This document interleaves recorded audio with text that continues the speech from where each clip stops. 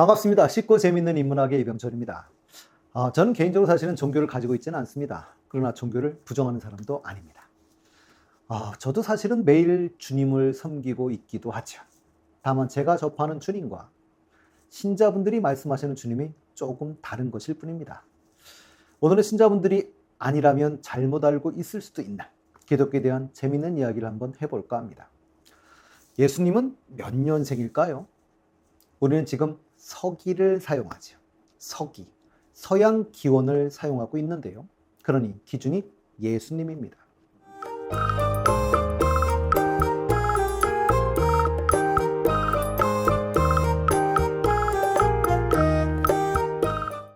기원 전월인 BC라고 하죠. BC, 영어로 Before Christ. 그러니 예수 이전이란 뜻입니다. 그리고 기원 후는 AD라고 하죠. AD는 라틴어로 아노 도미니인데요.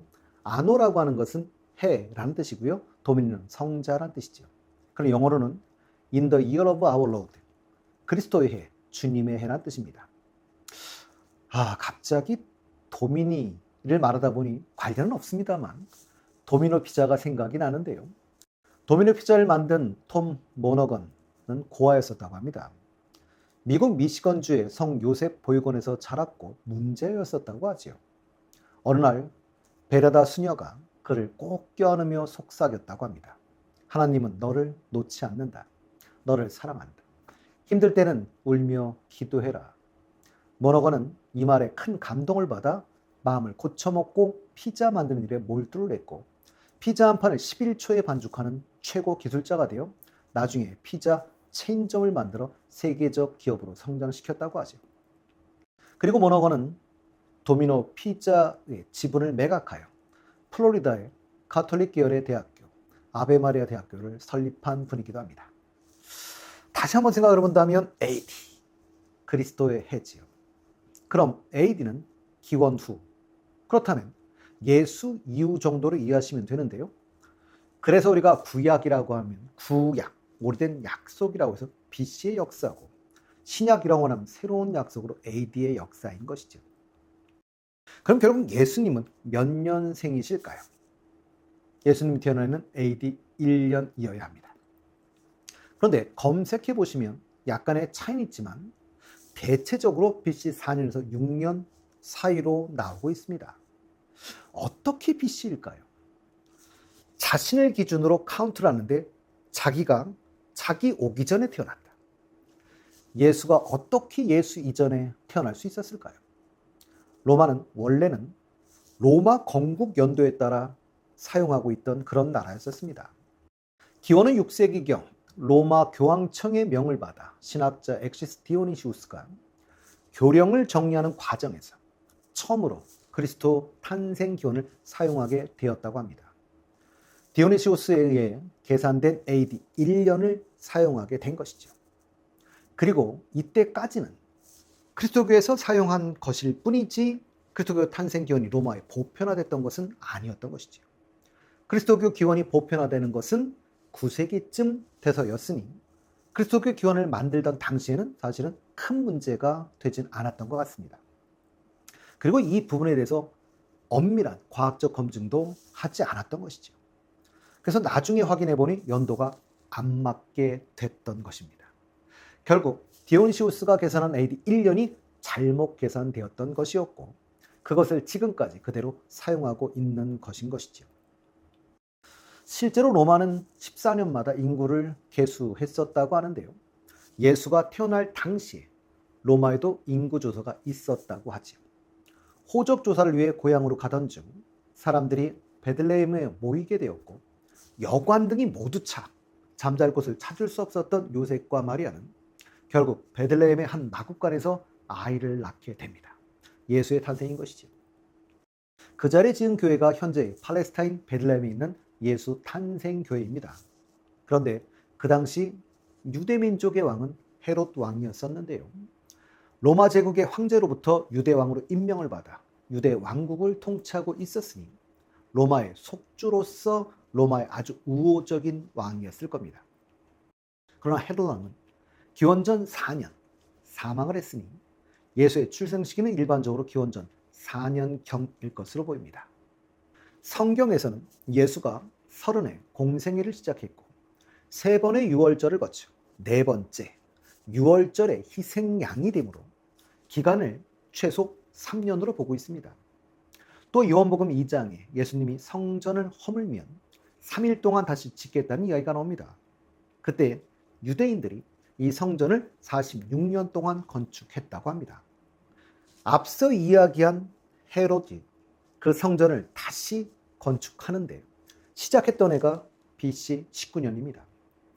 그러면 예수님 30의 공생애를 시작했으니 46에서 30, 19를 빼내시면 마이너스 3이 되어버리죠. 그러니까 3년이 부족하게 되는 겁니다. 0년이라는 해는 존재하지 않으니 결국 탄생했던 해는 마이너스 4, BC 4년이 되는 것입니다. 결국 예수님은 기원전 4년경에 태어나신 것이 맞을 것 같습니다. 결국 예수님은 기원전 어떻게 보든 한 4년에서 6년 요 사이에 태어났을 것으로 보이는데요. 그러나 정확하지는 않지요. 딱 몇 년 이렇게 단언하기는 그렇게 쉽지가 않습니다. 또한 지금 사용하고 있는 연도에다가 다 4년 내지 6년을 다 빼야 하니 그 많은 기록들을 다 바꾼다? 이건 헉입니다. 그래서 그냥 쓰는 게 낫겠다 싶어서 그대로 쓰고 있는 것이죠. 예수님, 그리스도의 생일은 크리스마스입니다. 우리나라에서는 성인이 태어난 날이라고 해서 성탄절이라고도 부르는데요. 크리스마스는 라틴어 그리스도와 미사의 합성어입니다. 그러니 그리스도 모임, 즉 그리스도의 탄생을 기념하는 모임이란 뜻인데요. 그럼 예수님의 생일은 12월 25일인 거죠. 그런데 이건 여담입니다만 믿지도 않는 분들이 초대도 못 받으면서 주인공도 없는 생일을 자기들끼리 즐기시는 분들은 뭔가 싶습니다. 하지만 상관은 없습니다. 종교를 갖지 않은 분들에게조차 이제 그냥 그날은 모두의 축제일이기 때문이지요. 이날은 특별히 예수님을 섬기지 않는 분들도 저처럼 또 다른 주님을 섬기는 분들을 많이 만날 수 있는 날이기도 합니다. 그런데 누가복음, 물론 복음이란 말은 굿뉴스, 좋은 소식이란 뜻이고요.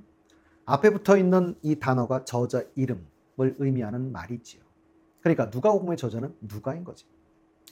누가이하면 예수님이 태어난 곳에서는 양치기들이 들판에 모여 가축대 옆에서 밤 보초를 섰다고 하는데요. 팔레스타인의 12월은 추워서 가축들을 우리 안으로 보낸다고 합니다. 그러니 12월 25일은 실제 생일은 아닌 듯합니다. 성경에도 예수님의 생일이 나와 있지 않으니 정확히는 모릅니다. 다만 기독교를 공식으로 인정한 콘스탄티누스 황제와 특히 군인들에게 널리 퍼져 있던 신앙인 미트라교가 있었는데요. 로마 제국의 수호신으로 여겨졌던 신, 이 미트라, 태양의 신이지요. 태양의 신의 축일이 12월 25일이었다고 합니다. 그런데 이날을 콘스탄티누스 황제가 기독교의 축제일로 정하게 됐던 것이죠. 그 당시는 교세가 확대되면서 다른 신을 믿고 있던 사람들이 기독교 신자가 되기 시작했을 거고요. 그들이 이미 어릴 때부터 즐기던 일종의 축제 같은 걸 못하게 하기도 힘들고, 그러니 그걸 못하게 하면서 기독교보다 충실하게 하기 위해서 그들이 축제로 즐기던 날로 지정한 것이 아닌가 싶습니다. 어찌되었건 결론적으로는 태양신과 생일이 같아지게 된 것이지. 그리고 이때가 동지인데요. 추수 이후이므로 풍족하게 지낼 수 있는 시기이기 때문일지도 모르겠습니다. 기독교인들은 해가 가장 짧은 동지가 지난 후 첫 번째 안식일이라는 점을 강조하기도 하는데요. 빛이 길어지는 시간이기 때문입니다. 근데 크리스마스를 왜 우리가 표기로 보시면 이렇게 X 그리고 마스라고 적을까요? 크리스마스가 그리스도교와 미사를 합친 말이라는 것은 앞에서 한번 제가 소개를 해드렸죠. 그러니까 그리스도의 모임, 즉 그리스도의 탄생을 기념하는 모임이라는 의미인데요. 왜 크리스트를 X로 적었을까요? 그건 고대 그리스도를 크리스토스라고 했었고요. 스페링을 보시면 X로 시작하기 때문에 약자로 X라고 적고 있는 것이죠. 그러니 X는 영문 알파벳 X가 아닌 것입니다. 다음 시간에 크리스마스 관련된 재미있는 이야기들을 정리해 보도록 하겠습니다. 예수를 십자가형에 처한 로마. 그런데 로마는 어떻게 예수교를 국교로 정했을까요? 에 관한 이야기를 해보려고 합니다. 유대인들의 정치, 종교 지도자들은 자신의 자리를 지키기 위해 예수가 메시아를 사칭하고 다니며 사회를 혼란하게 한다는 이유로 그 당시 유대 속주를 맡고 있던 로마 총독 본디오 빌라도에게 사형을 선고해 주기를 청했고 결국 십자가형으로 처형을 당하게 됩니다.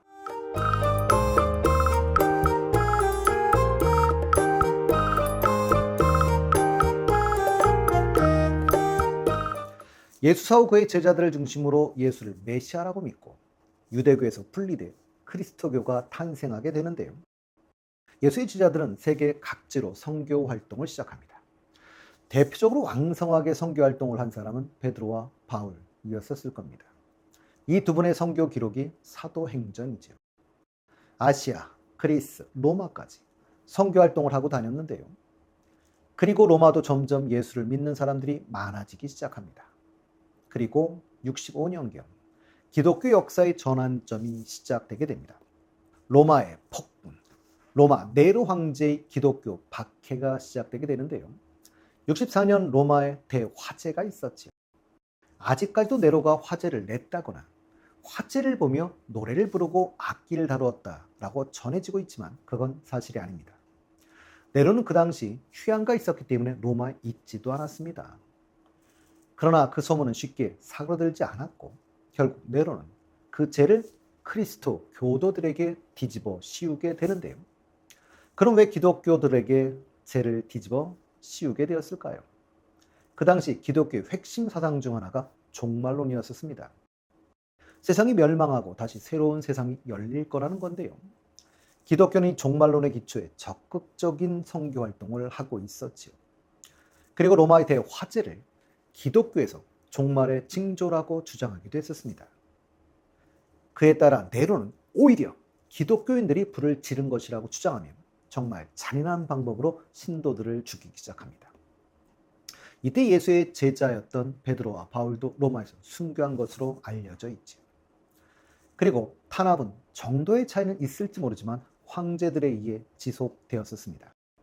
사실 기독교는 처음에는 로마에서는 그냥 유대교 한 분파 정도로 알고 있었으나 유대교와는 다른 종교로 로마의 글이 득되지 않는다는 판단을 내리기도 했었지요. 유일신을 믿는 그리스도교는 황제를 숭배하지도 않았으며 하물며 하나님의 나라를 세우겠다고 하니 반역으로 느껴질 수도 있었을 겁니다. 그뿐이 아니지요. 언제나 그 시대에서는 당연하다라고 느끼는 것들이 누군가의 노력에 의해 바뀌고 그게 바뀌고 나면 다시 당연히 받아들여지지만 항상 그 누군가가 존재해야 합니다. 그렇듯 고대에는 가장 근본적인 너무나 당연히 왔던 뿌리 깊은 차별이 존재했었는데요. 기독교는 이 뿌리 깊은 차별을 반대했으니 기존의 기득권을 가진 세력들은 좋아하지는 않았을 겁니다. 로마에도 귀족도 있고 평민도 있고 노예가 있었습니다. 귀족과 평민은 로마 시민권을 갖는 자유민이었지만 노예는 인간이 아니었었지요. 말하는 동물로 취급을 받았습니다. 그러나 그 당시 노예가 인구의 30% 정도를 차지하고 있던 이런 시대이기도 합니다. 그러나 기독교에서는 신분 차별을 반대합니다. 기독교는 교회 안에서는 모두가 평등하다며 모두를 형제, 자매라고 부르라고 가르칩니다. 그뿐이 아니었습니다. 로마의 차별 중에 기독교가 또 강렬하게 반대하는 것이 있었으니 남녀 차별이었습니다. 로마에서의 여성은 결혼 전에는 아버지에게, 결혼 후에는 남편에게 소유권이 있었습니다. 당시 여성은 남성의 통제를 받던 열등한 존재로 인식되었던 것이지요. 그리고 뿌리 깊은 차별이 또 있었는데요. 고대 사회는 민족 각각의 공동체를 구성하고 살아갔었지요. 그때 다른 민족이나 다른 공동체는 나와 똑같은 인간이다 라고 생각하지 않았습니다. 다른 종족은 부족한 인간인 것이지요. 그러니 전쟁을 통해 약탈하고 상대방을 죽이거나 노예로 삼는 것은 정당한 그런 시대였었습니다. 어찌 보면 고대는 하나의 생존 방식으로 다른 종족을 약탈하고 정복하며 살아가는 것이 당연하다고 여길 수밖에 없었을지도 모르겠습니다. 그런데 기독교는 민족의 장벽을 무너뜨리고 모든 사람이 동등한 새로운 공동체를 만들고자 주장했었지요. 그러다 보니 기독교에서는 사람을 죽이지 말 것, 그리고 그런 명령을 받으면 이를 이행하지 말 것을 주장했고, 이를 어기는 것은 하나님을 경멸하는 일이라고 주장했습니다. 결국 기독교 대박의 큰 원인 중 하나가 기독교의 병력 거부였던 것이죠. 결국 로마는 군대 자원이 부족해지고 로마의 군사력이 점점 약해져 갑니다. 로마는 그 당시 더욱이 북쪽에선 게르만 민족, 동쪽에선 페르시아의 침입을 받고 있는 상황이기도 했었는데요. 이런 상황으로 간다면 로마는 망할 것이라는 생각을 갖는 사람들이 많아지는 시기였었죠. 이런 상황에서 기독교인들을 줄이거나 아니면 아예 없애야 한다라는 생각들이 나오기 시작합니다. 이대 두면 로마 제국은 무너질 것이라는 생각이 나타나기 시작하죠. 디오클레티아누스 황제는 특단의 조치를 내릴 수밖에 없었습니다. 기독교 세력을 박해하는 것이었죠. 결국 교회를 믿는 자들의 자유를 박탈하는 칙령을 내렸습니다. 그리고 점점 잔혹한 방법으로 남녀노소를 가리지 않고 사람들을 죽이기 시작합니다. 그런데 기독교 신자들은 박해를 받을수록 그들의 믿음은 점점 강해져 갑니다. 그 가장 큰 이유 중에 하나는 그 죽음을 순교라고 믿었기 때문입니다. 결국 하늘나라로 가는 게 더 빨라진다고 믿었기 때문에 박해에 더 강하게 맞섰던 것이죠. 하물며 박해 초기에는 기독교 신자가 많지 않았지만 이 당시에는 전체 인구의 대략 10% 정도가 기독교 신자였고, 교회가 대동시 중심이었기 때문에 대도시에는 50%에 달하기도 했었습니다. 그러다 보니 박해가 심해질수록 기독교를 믿지 않는 사람이라 할지라도 자기의 주변 가족, 친척, 동료들이 죽거나 또는 자신이 죽여야 되는 상황에 놓이기도 했죠. 결국 몇 년간의 박해에도 기독교의 세력을 꺾을 수 없었고, 결국 로마 황제는 자신의 명을 거둘 수밖에 없었습니다. 콘스탄티누스 황제가 기독교를 공식으로 인정한 황제인데요. 콘스탄티누스는 특히 군인들에게 널리 퍼져 있었던 신앙으로 로마 제국의 수호신으로 여겨지던 신, 원래는 태양의 신인 미트라를 믿는 종교인 미트라교 신자였었습니다. 그렇다면 콘스탄티누스는 기독교를 왜 공식으로 인정했을까요? 콘스탄티누스 황제 그 당시에는 로마는 4개로 나눠져 있었는데요. 이때 콘스탄티누스는 지금의 프랑스 지역을 차지하고 있었고, 로마를 차지하고 있었던 건 막센티우누스였습니다. 로마의 서방 지역을 두고 그 둘은 격돌할 수밖에 없는 상황에 놓이게 된 것이죠. 결국 알프스를 넘어 로마로 진격한 콘스탄티누스 황제, 드디어 최후의 결전이 벌어지게 되었습니다. 결전을 벌이기 전 콘스탄티누스는 군인의 수에 있어서 열세였었습니다. 그러나 격전 전에 콘스탄티누스는 꿈을 꾸게 되는데요. 그 꿈 속에서 하늘의 표시를 군사들의 방패에 새기고 전투에 나가라는 계시를 받게 됩니다. 그는 명령받은 대로 방패에 우리식으로 표현하면 X 문자를 쓰고 수직으로 피를 긋는 거죠. 그러니까 XP가 겹쳐진 모양을 갖게 되는데요. 그리고 둥글게 원을 그리고 전쟁에 나갔습니다. 그리고 대승하게 되죠. 이때 이 XP는 우리가 아는 의미가 아니라 X는 히라버, 그리스어로 CH를 의미하고 P는 히라버로 R을 의미하기 때문에 결국 히라버는 그리스도를 의미하게 됩니다. 크리스마스를 표기할 때 엑스마스라고 표기하는 것과 비슷한 원리라고 생각하시면 되는데요. 실제로 지금도 유럽에 상당히 가시면 상당히 많은 곳에 이 XP의 문양을 보실 수가 있습니다. 그리고 313년 기념비적 칙령을 내리지. 그것이 바로 밀라노 칙령입니다. 밀라노 칙령은 우리는 그리스도인과 다른 모든 사람에게 각자가 원하는 종교를 선택할 수 있는 자유를 주는 것이 바람직하다고 생각한다는 내용이었었는데요. 종교의 자유를 보장받음으로써 기독교가 공식적으로 인정받게 되었던 것이죠. 다음 시간은 오늘의 기독교 교리에 가장 큰 영향을 끼쳤다고 볼 수 있는 기독교의 성인이신 아우구스티누스에 대해 이야기해 보도록 하겠습니다. 반갑습니다. 쉽고 재밌는 인문학의 이병철입니다. 우리나라는 어찌 보면 참 대단한 나라입니다. 다양한 종교가 공존하면서 잘 화해하는 나라이기도 하죠. 이제 크리스마스는 종교와 관계없이 온 국민의 축제가 된 것 같습니다. 오늘은 크리스마스와 관련된 재밌는 이야기들을 해볼까 합니다. 우리나라에는 크리스마스가 19세기 말 기독교가 들어오면서부터 있었겠지요. 그런데 1945년 광복 이후 미 군정화에서도 미국인들이 주로 즐겼었을 겁니다. 이 당시에는 우리나라에는 야간 통행 금지가 있었는데요. 기독교 신자였던 이승만 대통령이 1949년 크리스마스를 공식적으로 법적 공휴일로 지정을 했고 그날은 야간 통행 금지가 없었다고 합니다.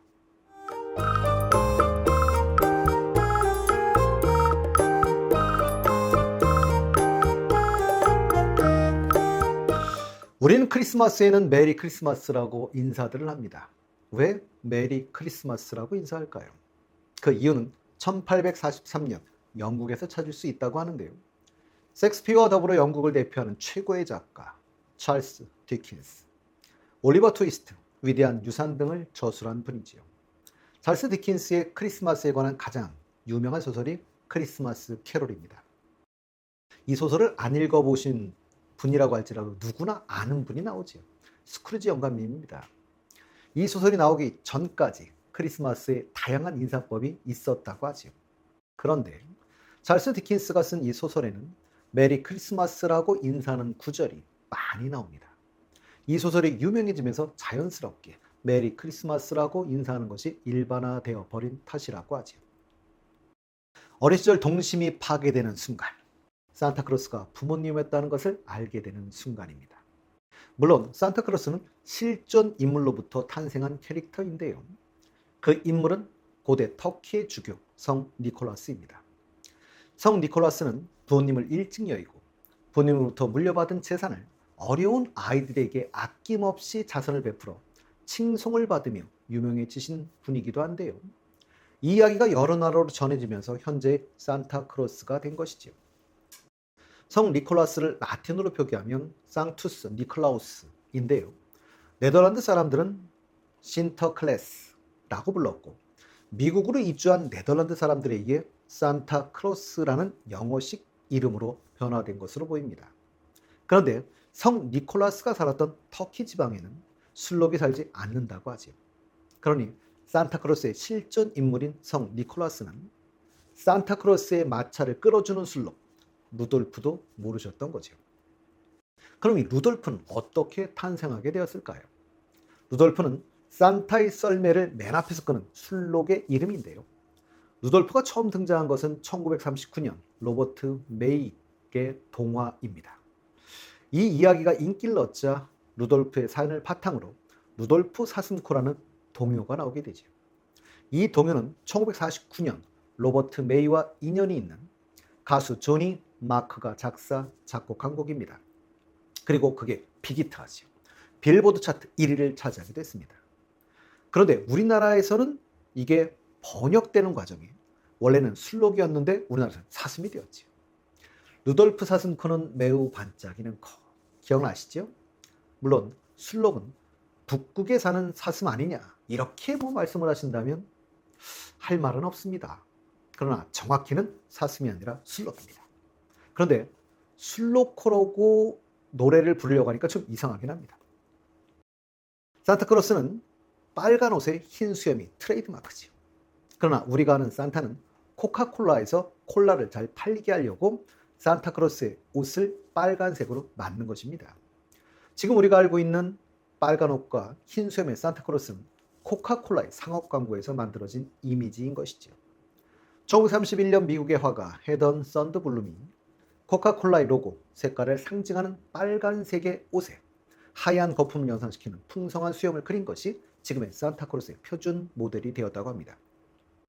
코카콜라가 수십 년에 걸쳐 범서계적으로 산타크로스 마케팅을 전개했고 그러는 사이 코카콜라의 산타는 세계적인 산타로 자리 잡게 된 것이죠. 그러니 어찌 보면 아직 100년도 되지 않은 것입니다.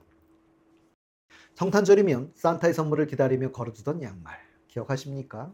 그런데 왜 양말을 걸어두게 되었을까요? 이것도 성 니콜라스의 일화에서 유래를 찾아볼 수 있을 텐데요. 돈이 없어 결혼하지 못하는 세 자녀를 안타깝게 여긴 성 니콜라스는 한밤중에 몰래 창문을 통해 그 집에 들어가 난로가에 걸린 양말 속에 황금을 넣어 주었다라는 이야기가 전해지는 데서 유래한다고 합니다. 크리스마스면 온 가족이 모여서 만드는 크리스마스 트리. 이젠 전 세계 어디에서나 볼 수 있는 이 추리는 언제부터 시작된 것일까요? 사실 이 부분은 다양한 기원설이 존재하는데요. 가장 잘 알려져 있는 기원설은 우리에게 종교개혁으로 유명한 마르틴 루터의 기원설입니다. 그러나 1419년 독일 프라이부르크에서 성령원에 장식을 했다는 기록이 크리스마스 추리의 첫 기록이고요. 1600년대에는 독일 전역의 기록이 남아 있습니다. 그러니 독일에서 시작된 것은 분명한 것 같습니다. 현재 우리가 알고 있는 카톨릭에서 크리스마스 추리를 설치한 것은 오래되지 않았습니다. 루터에 기원한다는 썰이 지배적이라는 것은 주로 신교도, 즉 우리나라로 따지면 개신교에서 유행했기 때문이겠지요. 뿐만 아니라 카톨릭에서는 크리스마스의 상징물로 성 프란치스코에게서 기원한 성탄 구유를 사용하고 있었기 때문이기도 합니다. 1213년 아기 예수가 탄생한 마국간을 본따 처음으로 구유를 만들었던 성 프란치스코는 구유 앞에서 춤과 노래로 예수의 탄생을 찬양했는데요. 이것이 캐럴의 유래라고도 하지요. 실제로 카톨릭에서는 지금도 성탄절에는 구유 예절을 지키고 있습니다. 그래서 카톨릭의 총본산인 바티칸에 처음 크리스마스 추리를 설치하신 분은 교황 성 요한 바오로 2세입니다. 1982년 성 베드로 광장 가운데 크리스마스 추리를 설치하셨지요. 그리고 그 뒤로 계속 이어지고 있는 겁니다. 그런데 이게 종교적인 상징물인 까닭에 논란이 되는 경우도 종종 있었는데요. 2006년 시애틀 타코마 공항에 설치된 크리스마스 트리가 유대교 측의 공공장소에서 종교 상징물이 웬 말이냐라는 항의에 철거된 적도 있었다고 하죠. 그런 걸 보면 우리나라가 더 타종교에 대해 개방적이라는 생각도 듭니다. 그리고 크리스마스 트리 꼭대기에 장식하는 것은 주로 별이지요. 그건 어둠 쪽에서 빛을 내는 별은 주님 탄생을 알리는 데 결정적인 역할을 했기 때문입니다. 마태복음 2장 동방 박사들의 방문 내용에 따르면 그들은 예루살렘에 도착해 우리는 동방에서 그분의 별을 보고 그분께 경배하러 왔다라고 말하는 대목이 있지요. 화이트 크리스마스 생각만 해도 기분이 좋아집니다. 연인들에게는 잊지 못할 추억으로 남는 날이 될 텐데요. 그리고 연인이 없는 사람도 누군가 만나야 할 것 같은 그런 날이기도 합니다. 그러나 어디에서나 눈이 내리는 성탄절을 맞이할 수 있는 것은 아니지요. 12월이 한여름인 남반구의 나라들 중에는 화이트 크리스마스는 극히 드문 일입니다. 그래도 올해는 화이트 크리스마스가 되길 기원해 봅니다. 오늘은 전 국민의 크리스마스에 대한 이야기를 해봤는데요. 다음 시간엔 기독교의 성인들에 대한 이야기를 해보도록 하겠습니다. 반갑습니다. 쉽고 재밌는 인문학의 이병철입니다. 오늘은 기독교에 관한 재밌는 이야기들 한번 해보려고 합니다. 이 시간은 물론 신자들을 위한 교리 시간은 아닙니다. 그냥 종교와 관계없이 그냥 궁금해하셨던 재밌는 기독교 이야기를 해보려고 합니다. 우리가 예배를 볼 때 너무나 당연히 생각하는 성당. 이 성당은 언제부터 생겼을까요?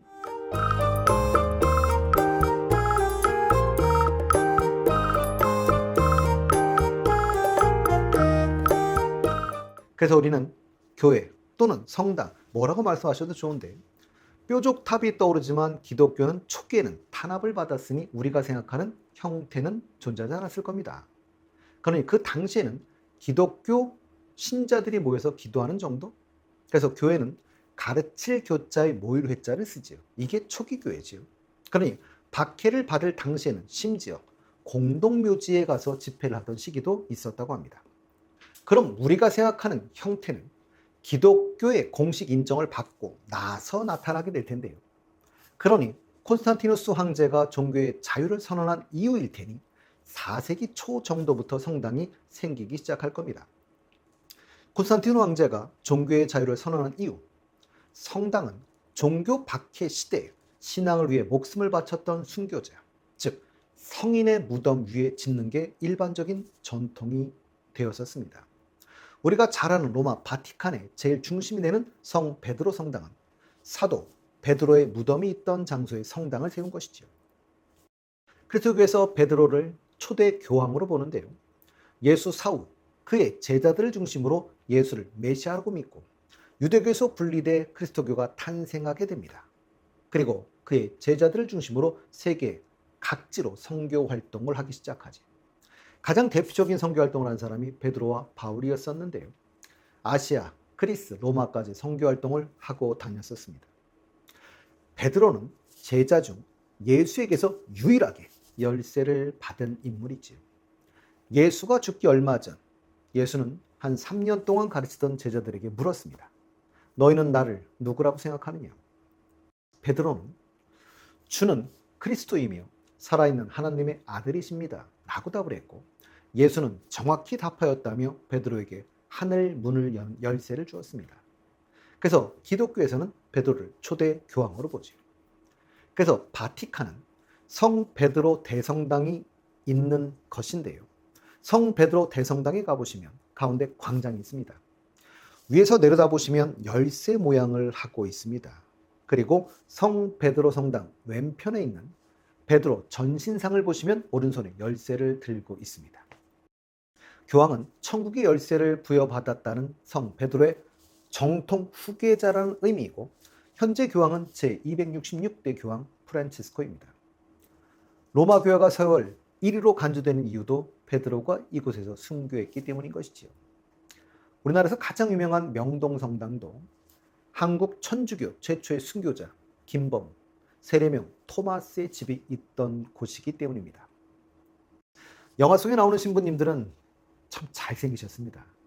신부 수업의 권상, 열혈사제의 김남길, 검은 사제들의 강동원. 그런데 실제로 성당에 가면 이런 분들을 뵙기는 쉽지 않습니다. 영화에서도 이분들은 항상 신부복을 입고 다니시는데요. 실제로 공식적인 자리 빼고는 잘 이 제2 신부복을 안 입는다고 하지요. 천주교의 제2 검은 옷은 관을 상징한다고 하는데요. 관을 상징하기 때문에 통짜로 되어 있는 것입니다. 그건 인간성은 죽었다는 것을 의미하는 것이라고 하지요. 죽은 사람처럼 아무 욕망도 드러내지 말고 하느님을 숭배하라는 의미라고 합니다. 카톨릭 사제복의 꽃 로만 칼라는 바티칸에 있는 로마 문화로 처음부터 착용했던 것은 아니었다고 하죠. 처음에는 로만 칼라 없이 검정색 통옷이었다고 합니다. 로마의 성직자들이 칼라를 하기 시작해서 이름이 로만 칼라인 것이죠. 그래서 지금은 로만 칼라를 하고 검정색 옷을 입는 것이 성직자의 상징이 되었는데요. 처음에는 이게 평상복이었으나 신도들이나 일반인들과의 거리감을 없애기 위해 셔츠에 카라만 하고 다니다가 더 친해지기 위해서 이젠 카라도 안 하고 셔츠만 입고 다녀도 되게 되었다고 합니다. 영화를 보면 여성 신도들이 미사를 볼 때 쓰는 미사포가 있는데요. 이 미사포를 쓰게 됐던 계기는 여성은 욕망의 상징이 머리카락이었고 본인 스스로도 머리를 가리는 것이 욕망을 내려놓고 기도에 집중할 수 있다는 것이었지만 이젠 그 의무도 사라지고 없다고 하죠. 그냥 지금은 멋에 가깝다고 합니다. 평화의 상징이었으나 요즘 우리나라에선 사회적 문제가 되고 있는 이 비둘기. 기독교에서 주로 성령의 의미를 갖고 있는데요. 예수가 세례받을 당시의 이야기에도 비둘기가 나오고 구약 성경에 나오는 노아의 방주 이야기에도 비둘기가 출연을 하지요. 노아가 흰 비둘기를 날려 보냈는데 올리브 나뭇가지를 물고 돌아왔다고 합니다. 그래서 올리브 가지를 물고 나는 흰 비둘기가 땅에 평화가 왔음을 보여주는 것이라고 합니다. 그래서 올리브 가지를 물고 있는 비둘기는 이 이미지는 대표적인 평화의 상징이 되었던 것이지요. 그러니 유대교나 기독교에서는 성령이나 평화를 의미한다고 보시면 됩니다. 근데 전 개인적으로는 더브라고 하면 왜 자꾸 하얀 비누가 떠오르는지는 잘 모르겠습니다. 비둘기가 평화의 상징으로 자리 잡은 것은 그리 오래되지는 않은 것 같습니다. 그 기원은 2차 대전 때였다고 하는데요. 2차 대전에서 이긴 연합군이 이사회를 개최하던 시기였다고 하죠. 그때 통신용으로 사용한 비둘기를 심벌로 사용했다고 하는데요. 비둘기는 회귀 본능이 강한 동물이어서 멀리서도 제 집을 잘 찾아오는 동물이라고 하죠. 그리고 그 유엔이 이를 넘겨받고 이사회의 목적이 평화로 바뀌면서 연합국 이사회 심볼이 비둘기가 자연스럽게 평화의 상징이 되었다고 합니다. 흰 비둘기는 흔하진 않지만 이때 평화의 상징이 되었습니다. 그래서인지 우리나라 대통령 취임식, 김영삼 대통령, 김대중 대통령 때도 대략 한 1,500마리 정도 그리고 올림픽 때도 대략 2,000마리 정도를 날려 보냈었지요. 그리고 비둘기 공원도 만들어 먹이도 주고 친숙해지게 하더니 이젠 골칫거리가 되었다고 유해동물이 되었습니다. 비둘기는 평화가 뭔지도 모르는데 어떤 때는 의미를 부여해 보호해주고 이젠 쓸모없으니 유해동물이라니 비둘기는 이걸 알까요?